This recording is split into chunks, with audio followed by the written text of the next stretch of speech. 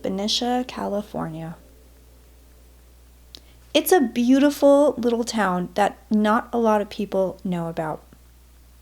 There's something else that not a lot of people know about in this town, and that is how haunted it actually is. I'm Kirsten Langston, author and intuitive. I was born and raised in Benicia, California, and this is Third Eye Champagne. I knew this was a haunted town, even as a kid. So I'm a fifth generation Benician. Yeah, that means the family has been here for a very long time. They've been in this town. And I've heard stories about hauntings, since I was yay high. Paranormal stuff, psychic stuff, witchy stuff was never weird in my family. My great-great-grandmother was actually known as the Witch of Benicia. Literally. I was weaned on these stories. These are the stories I know by heart, just within my own family. Well, when I founded Third Eye Champagne, I started looking, as most people do, right? I'm looking for content. I'm on the hunt for content. And I started investigating Benicia. Or Benicia. You know, that's a town battle. I'll leave that up to the comments, all you Benicians watching it. At any rate,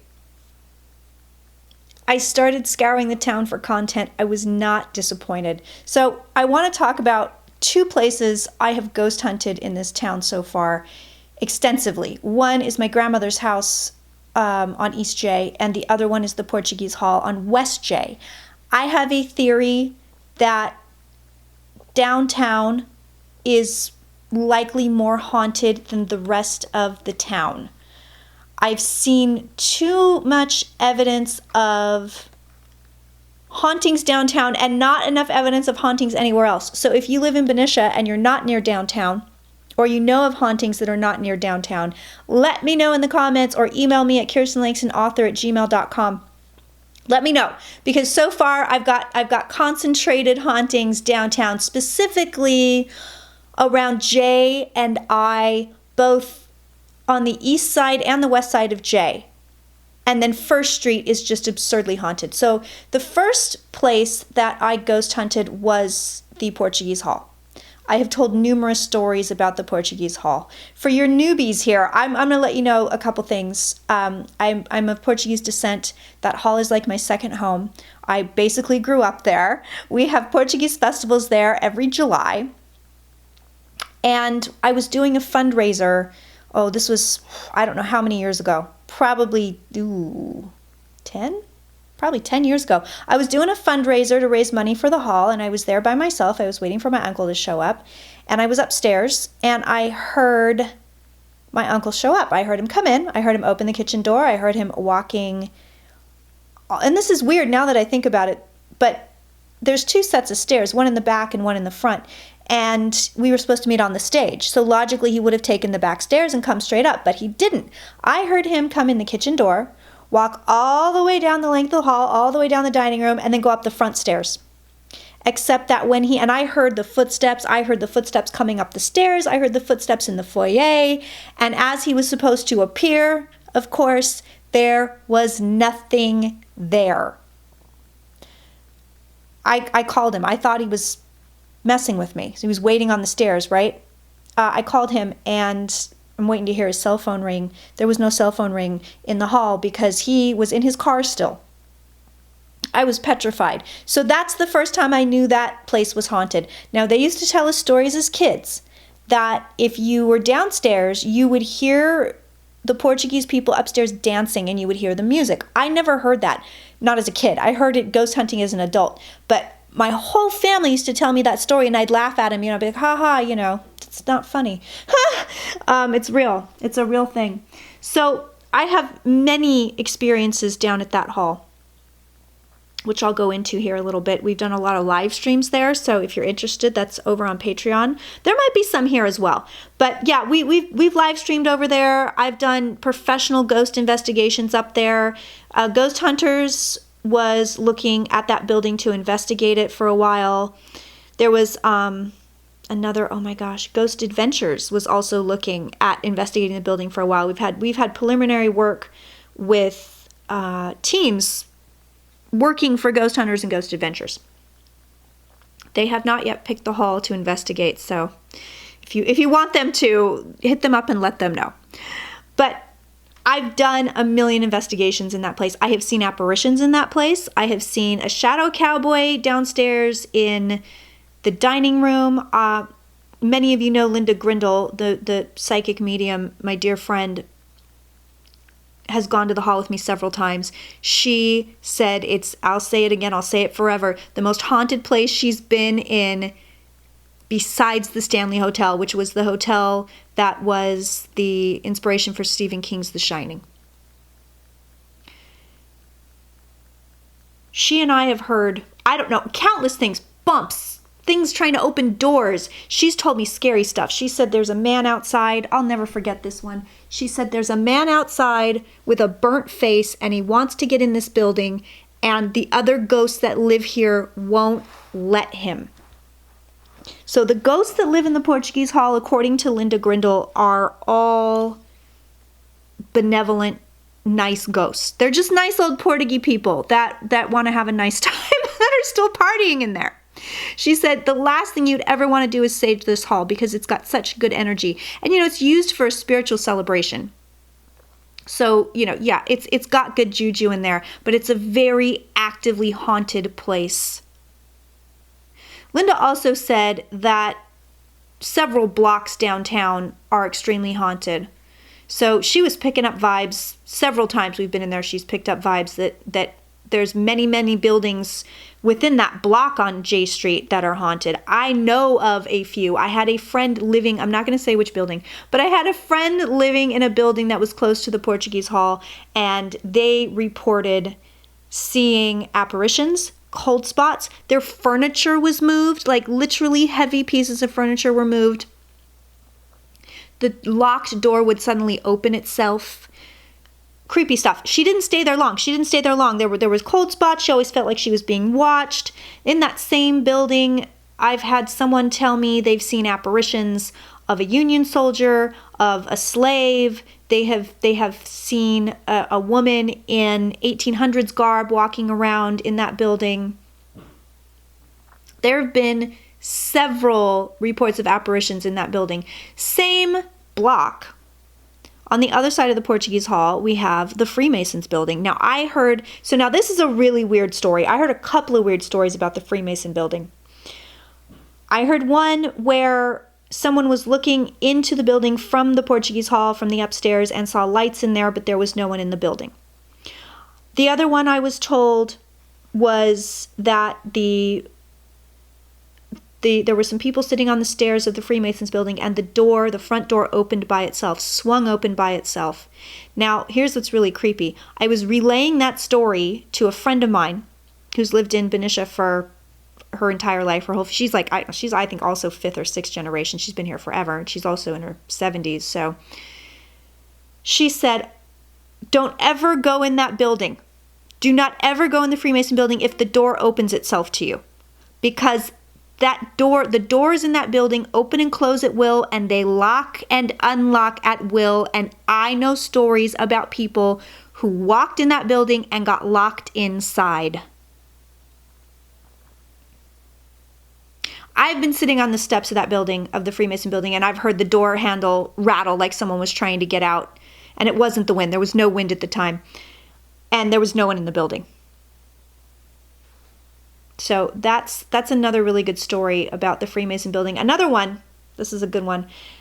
So I was relaying again this story about, the doors opening and closing, blah, blah, blah. And my friend says, well, they had a disturbance down there. I think this was in the 70s. They had a disturbance down there, and her dad was the police chief, and he parked the car. Might have been the 60s, but he parks the car in front of the Freemason Building. The car is off. The parking brake is on. And as he walks up the stairs to the Freemason Building, the car moves by itself several feet down the road. He had to run after it and catch it. This is a haunted town. I mean, that's not even a fraction of the stories I've collected, and I'm still only on J Street. I was told stories about the first 3 houses on East J on the other side of First. Sorry if you live there. The first 3 houses are known to be extremely haunted. I've had people tell me of apparitions of a little girl and a little boy that play in the street right at the corner by St. Paul's. They have been seen since the 1980s. It's always the same little girl and same little boy. There's been apparitions of an old woman in one of those houses that also dates back to the 1980s. I have had the pleasure of being in one of those houses on East J, and I will say I was always uncomfortable. It was always cold, no matter what you did in that house. I was there a lot when I was a child, and it was always cold. It was never warm, and it was always, there was something so weird and uncomfortable about it. There was something so strange about it. I never liked being in that house. St. Paul's is known to be haunted, believe it or not. So no offense to anyone that's religious, but I've heard stories that there have been apparitions in St. Paul's, and one very prominent story I was told by several old school Benicia residents. There was a funeral at St. Paul's in the 60s, and 2 separate stories here. One, a man came in, and there was I think it was the organist. She was there, and a man walked in, and he said, are they having so-and-so's funeral today? And she said, oh, yeah. And he said, well, I'm here for that. And she said, well, it's not for a few hours, or, it's at this certain time. And she said, what's your name? And he gave her, or he said something like, can I give you my name so you can extend my condolences or something if I can't make it? Something like that. So she gets the guy's name, and she knows right away this guy's dead. She knows the name. So, and apparently he was solid. He was completely solid. And she said, oh, okay. So she gets the guy's name, and he goes on his way. So the funeral, same funeral, right? The funeral starts to happen. This man was very well liked, lived in Benicia his whole life. He had a lot of friends. Several attendees at this funeral reported seeing the man who had appeared earlier to the organist suddenly appear off to the side of the coffin, and he had his hands in his head, and he was crying, weeping for his friend. Several people saw that. My own grandmother's house, the other really haunted place that I've investigated in Benicia, it is on East J. And it's really haunted. I know I've told several stories about this in the past. My own mother had seen a full-bodied apparition in her bedroom. She said the woman looked like she was dressed in the 1800s. She was going through my mother's drawer. She was going through her things. And my mom, this is a gross story, but at the time my mom was saving wishbones. This is gross. Kids do weird stuff. But sorry, Mom. But, so she had like a drawer. She had wishbones in her drawer. And the woman was going through my mother's drawer, and when she turned around, she was holding up a wishbone. And she had holes for eyes. There were no eyes. She just had holes where her eyes was. My mother said she was absolutely terrified. Absolutely terrified. Never saw her again. There's been stories of, this is a new one, I didn't know about this, in that house, people will hear someone playing ping pong, like a ping pong ball, bounce, bounce, bounce, bounce, bounce. They never even owned ping pong when they lived there. But they'll hear ping pong balls bouncing. I never personally heard that. But I have, since I've ghost hunted, because I grew up in that house.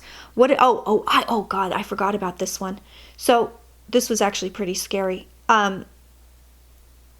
It was me, my grandma, my grandpa, my sister, and I think my cousin, and we were all in the living room, and we heard a little boy laughing. I mean, clear as day. We heard it clear as day. There was like a little toddler laughing in the adjacent room. and we were the only people in that house. So my grandpa says, I mean, we all heard it, and we all looked at each other. My grandpa goes, oh, the TV must have like turned on, or I must have like timed the TV to come on. So he got up and he walked in there, and of course he came back. The man was white as a sheet, and this was a big man, and this man did not get scared easily. He was white as a sheet, and he comes back in and he goes, TV wasn't on. And my grandmother just started laughing. So that's the one experience I had in that house that when I wasn't ghost hunting. I know my mother has told me, this is a really weird one, that she heard my uncle come home one night when they were kids. She heard him come home. She heard the car pull in the driveway. She heard him unlock the door. She heard him walk in the house. She heard him go in his bedroom. And she went to go say something to him. So she gets up and she goes over to his bedroom, and it's empty. She goes and she checks the driveway, and there's no one there. And she said she got back in bed. She was totally freaked out. She said about a minute and a half later, he came in. She heard the same thing. And he was whistling when he came in the first time. He was whistling when he came in the second time.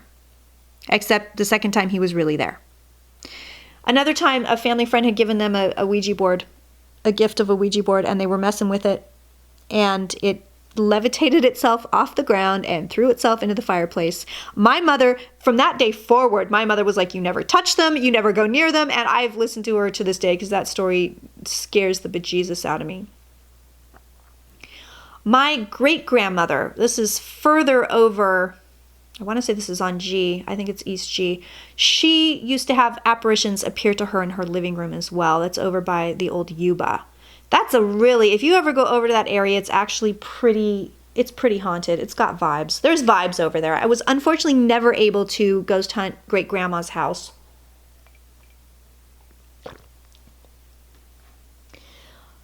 When we were ghost hunting Grammy's house, there was a couple things. A ceiling fan moved by itself twice. There was one in the kitchen. There was one in the family room. We heard several knocks and thumps. They seemed to be answering us. There was one point where upon playback, we didn't see anything. We were live streaming this. We didn't see it. But a viewer found it on playback, a patron, and there's a clear apparition of my grandmother's face standing right next to me.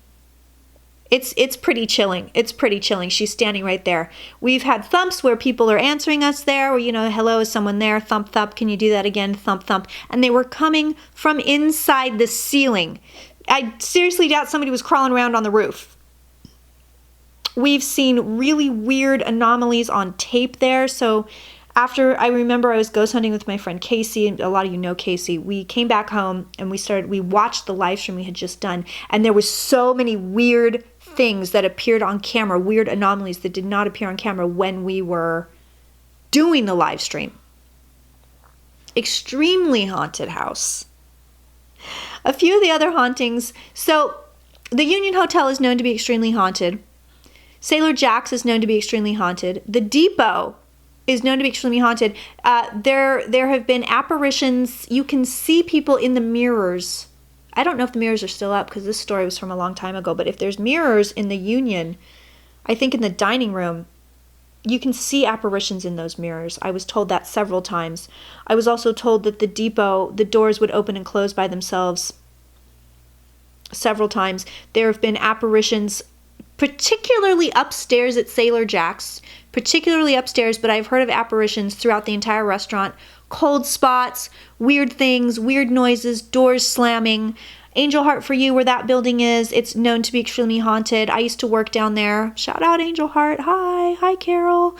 I used to work down there, and there was a vibe to it. I would definitely hear people upstairs when no one was upstairs. I would hear people walking up there when I knew for a fact there was nobody there. Either it wasn't rented or what have you. I know that they have had different things happening in that store. I've heard that where First Street Cafe used to be, R.I.P. First Street. I love that restaurant. I feel so bad for that family as an aside. But I've heard that there have been ghosts in that building, although they seem to be pretty chill and calm. A lot of these other buildings have really active hauntings. The Washington House has been there forever. It also used to be a whorehouse. Pretty much every building downtown used to be a whorehouse. We used to be that kind of town. That was like the red light district. Jack London would show up, get drunk, get with some whores, and then write some good stuff. That's what he did.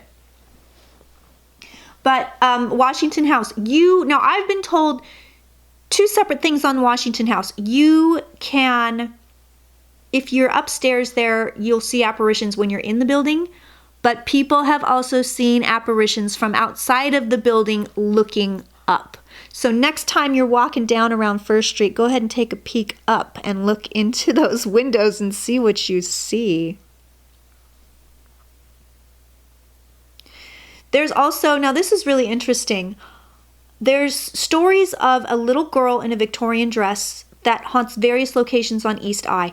These stories I have clocked going back into the 1950s, and they're still happening today.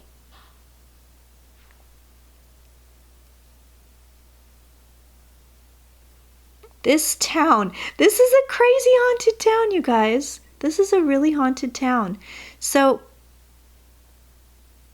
what's really interesting is we are in the shadow of Mount Diablo. We live near Mount Diablo, right?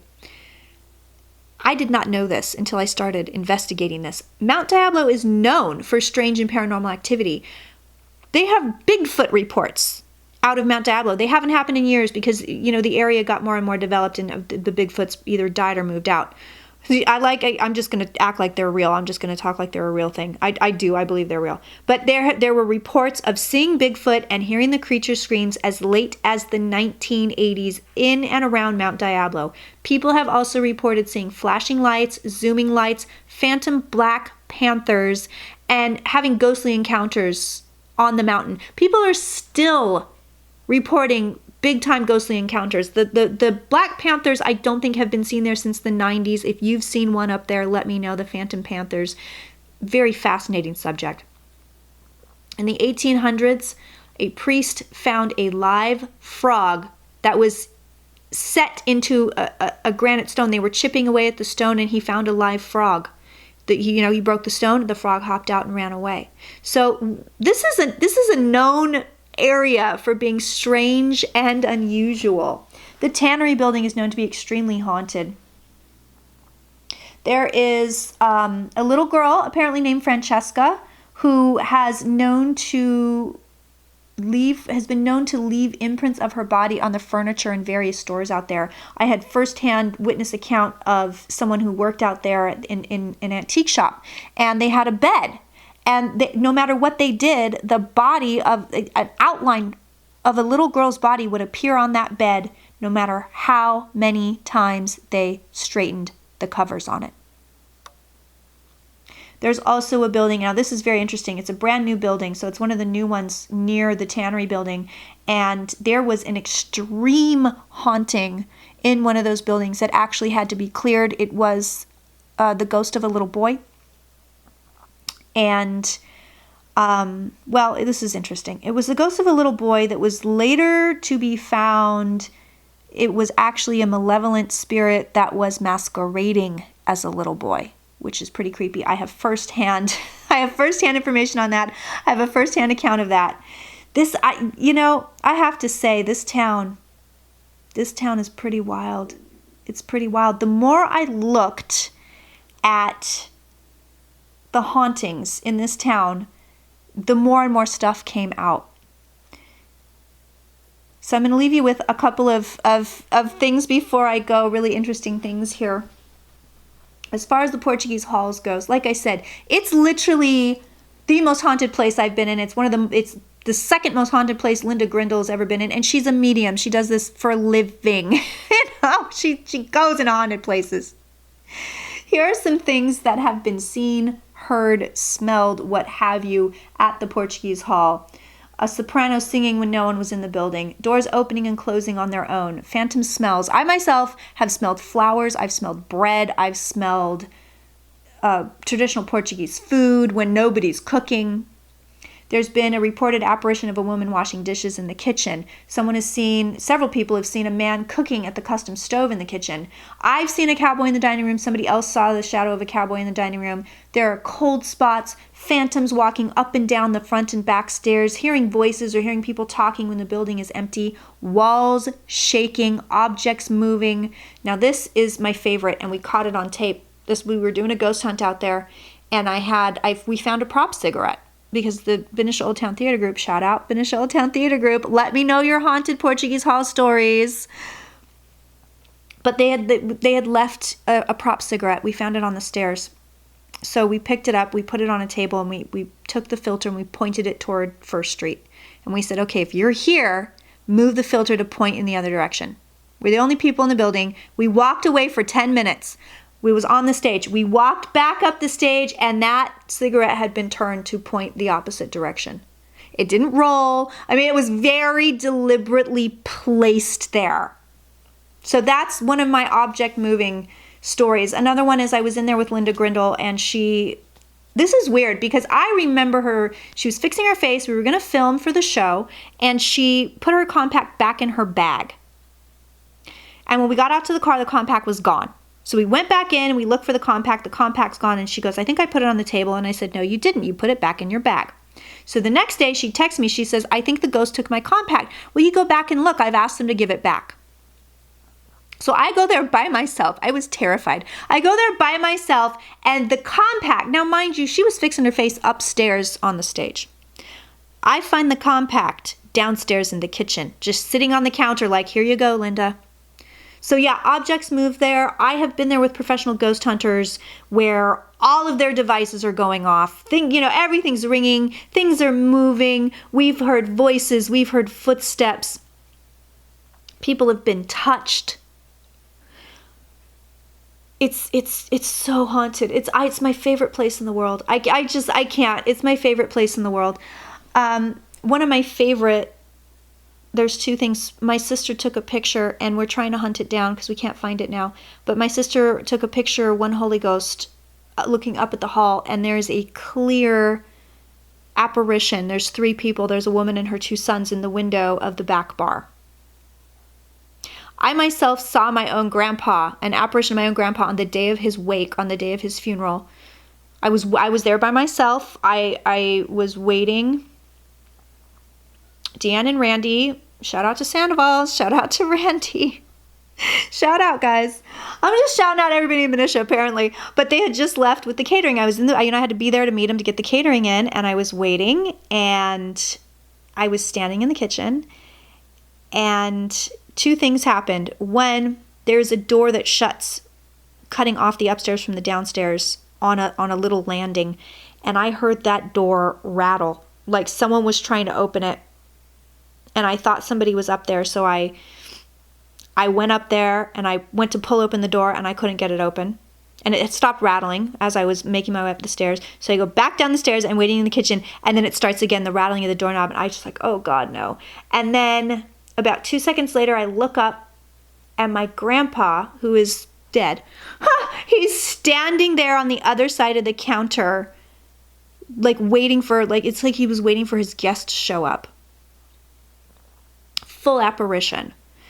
The other thing, and this was really gorgeous, during one Holy Ghost Festa, several people witnessed the statue of Queen St. Isabel, and it appeared to move. She appeared to move. She appeared to be looking down and then suddenly looking straight up at everyone. And it was caught on camera. There's a picture of it. So 2 things I'm going to leave you with. These aren't hauntings, but this is some really weird stuff. The really weird stuff. So in the 1950s, a man spontaneously combusted on First Street. The police chief, Romeo Levizo, his daughter's a really good friend of mine, covered the case. So I told Linda, because my dad had told me that years ago, and I thought, Dad's full of it, because Dad was Irish. Dad liked to be full of it. And she said, no, it's true. My dad covered the case. She said this man, she knew the man's name. I can't remember his name. I should have asked her. But she says, no, he was sitting down. I think it was a barber shop or he was having coffee or something. He was sitting down there, and he said he didn't feel good. And he got up and he walked out. And the minute he stepped foot outside, he burst into flames and he died. And Linda's dad, Romeo, Chief Levizo, he was also the coroner. He could never find evidence of an accelerant on his clothes or even in his body. The man didn't even light a match. He hadn't even struck a match. They could not figure out how this happened. The other thing I'm going to leave you with, and this is my favorite. I found this when I was a kid. We used to get all those books like, Strange Entities and blah, blah, blah, like Time Life books and stuff, all those weird books. So I was reading one of them, and in this little tiny obscure passage, it says, I think it was like 1882. In like 1882, it began briefly raining frogs in the Benicia Arsenal in Benicia, California. And of course, I went, oh my God, Mom, Dad. They had never heard about it. Apparently nobody ever heard about it, but it was documented that it rained frogs very briefly. It was apparently a completely sunny sky. There was no clouds in the sky. It wasn't stormy weather. They just started spontaneously dropping from the sky, tiny little green frogs. So we have more than hauntings here. We have more than hauntings in this town. It's one of my favorite places. It's one of my favorite places. If you have any great stories about hauntings or weird stuff in Benicia, I want to know about it. I want to hear about it. I want to do a part 2. If you want me to come investigate your haunted or weird place in Benicia, hit me up, because I will come and do it. I will live stream it. I will film it. It will be awesome. And I want to say thank you so much for watching. Don't forget to come and find me on Instagram at Third Eye Champagne, Twitter at Third Eye Champagne, Author and Intuitive, Kirsten Lason on Facebook. And yes, as always, we have a Patreon. The link is in the box. Come and visit. It starts at the low, low price of $3 a month. All right, my darlings, I do love you. I do adore you. Be well and stay spooky.